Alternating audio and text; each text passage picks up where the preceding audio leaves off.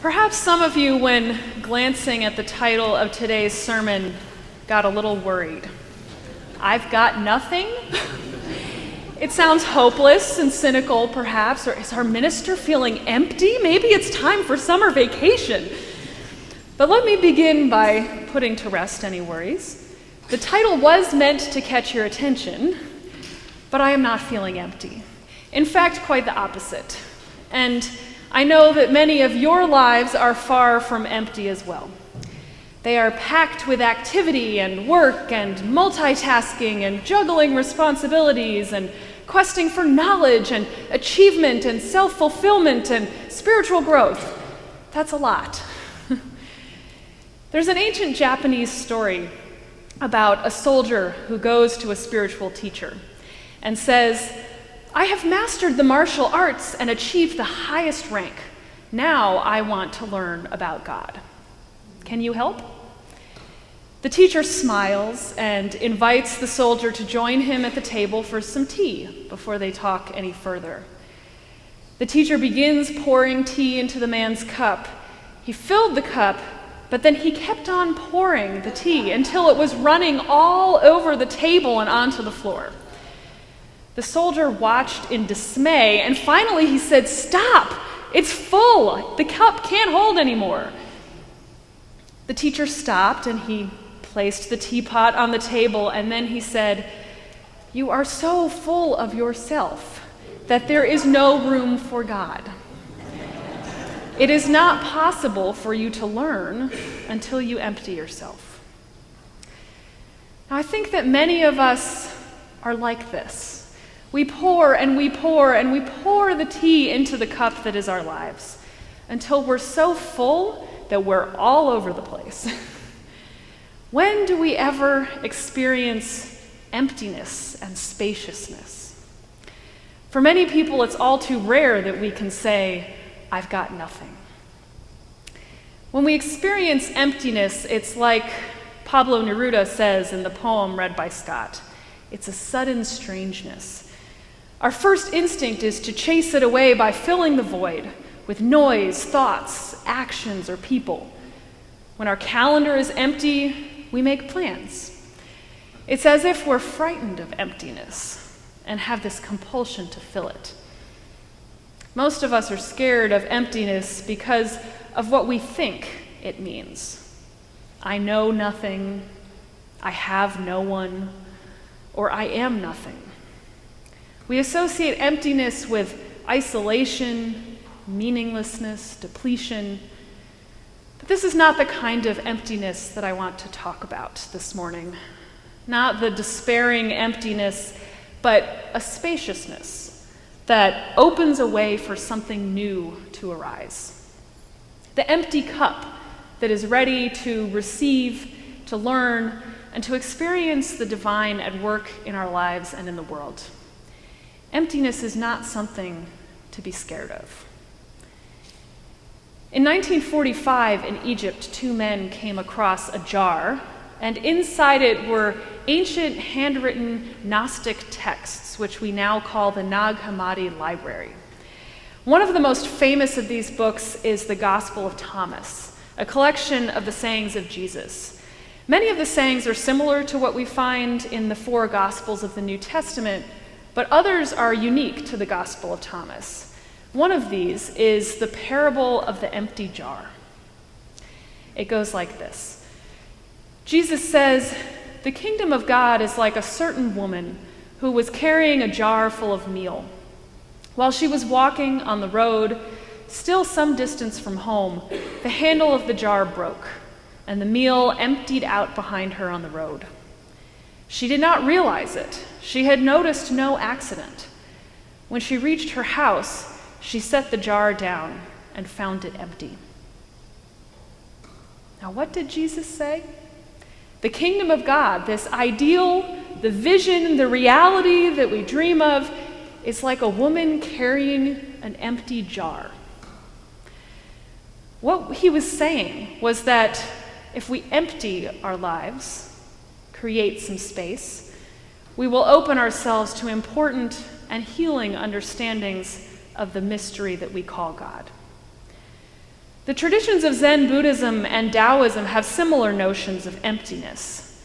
They teach emptying one's mind so that one can reach enlightenment or know the Tao, the way. They also believe that emptiness is the place out of which the interconnectedness of all creation comes.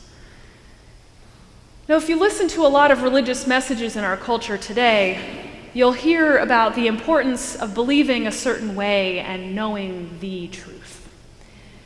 But for us as Unitarian Universalists, religion isn't about certainty. We're not afraid of asking big questions about life and death, love and meaning, and we're not afraid of saying, I don't know, when it comes to the nature of God or what comes after death. Religion shouldn't be about filling ourselves with absolute certainty, but rather creating space within ourselves for new revelation.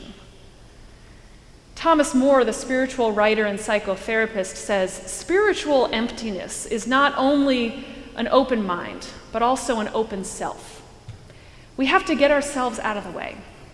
Our explanations, our goals, our habits, and our anxieties. This is what many of the great religious figures throughout history have done. Jesus, Buddha, and Mohammed didn't have impressive degrees or professional licenses that made them great teachers, healers, and leaders. They had what some have called diplomas in not knowing. They were great leaders because they emptied their minds of convention and opened themselves to new and deeper truths. Acknowledging that our thoughts and the stuff that we fill our lives with are not what life is all about is an act of humility. What if we approached life with such humility and a beginner's mind, as it's called in Buddhism? The mind that is empty is ready and open to welcome possibilities. When we think we are certain, we limit what is possible. Spiritual emptiness opens a door to the next thing. The word inspiration means being filled with the Spirit being breathed into us. But without emptiness, there is no room for the Spirit to come in. Think about the difference between a color by number set and a blank canvas. The canvas allows the creative process to flourish without preconceived ideas of what is good, beautiful, and right. Be empty of what you think you know, wrote Rumi. Allow yourself to be fooled, and peace clowns its way into your heart. The next thing might be peace, or inspiration, or creativity. During the season of Lent this year, my spiritual practice, both what I gave up and what I took on, as we talk about it, had to do with emptiness. I decided to give up some things to create more empty space in my life, while taking on practices that supported this. Sometimes this was as simple as turning off the radio while I was driving. It allows me to be more present, and it created space for my thoughts to wander. It's amazing the things that occur to me, or the inspiration that arises when I give it space to do so. This reminds me, as I was going through it, of a story about the musician Tom Waits. He had a song idea while behind the wheel, and of course he couldn't write it down and drive at the same time. So he looked up at the sky and he said, "God, can't you tell that I'm driving?" That must have been before the days of voice memo apps on cell phones, which are wonderful. But when I'm not listening to the radio, it allows me to listen to other things, like the thoughts and feelings within me. In addition to clearing some things away, I added the practice of meditation. There are many forms of meditation, and mine, I'll have to admit, is quite informal and quite undisciplined.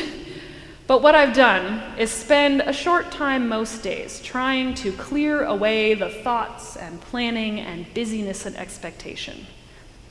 And what I've found, interestingly enough, is that my mind wanders back to those exact things instinctively. It's been trained to do so. What meditation has done for me, though, is to help me recognize what my mind always returns to. It tells me something about myself. As with all spiritual practices, the more you practice it, the more you get to the heart of it. I haven't reached enlightenment, and I doubt I ever will, but that's not the point for me. The spiritual practice of emptiness, whether practiced through silent driving, meditation, taking Sabbath or retreat, makes us more alive, more connected, and more attuned to ourselves and to the world, and to the divine. It helps us to listen and really hear what is going on within and around us. As Pablo Neruda writes, "What I want should not be confused with total inactivity. Life is what it's about. And life is what it's about, and living it ever more fully, which I know is a paradox." The image in the Neruda poem that struck me the most was this idea of the huge silence interrupting the sadness.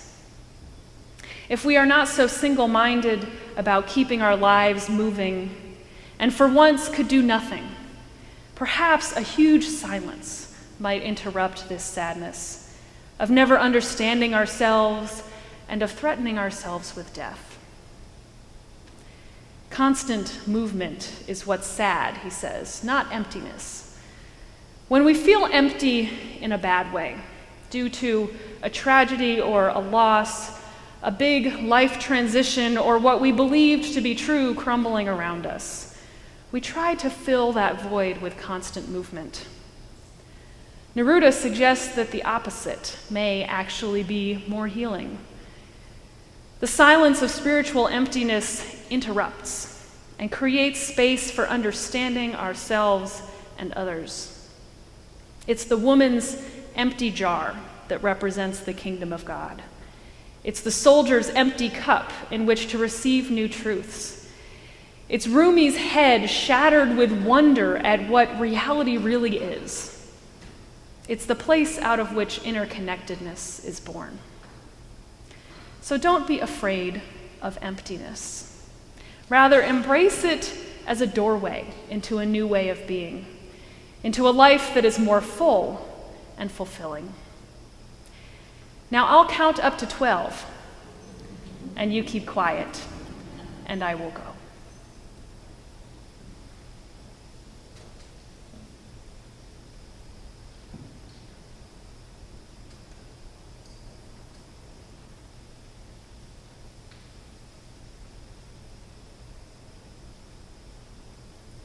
Amen.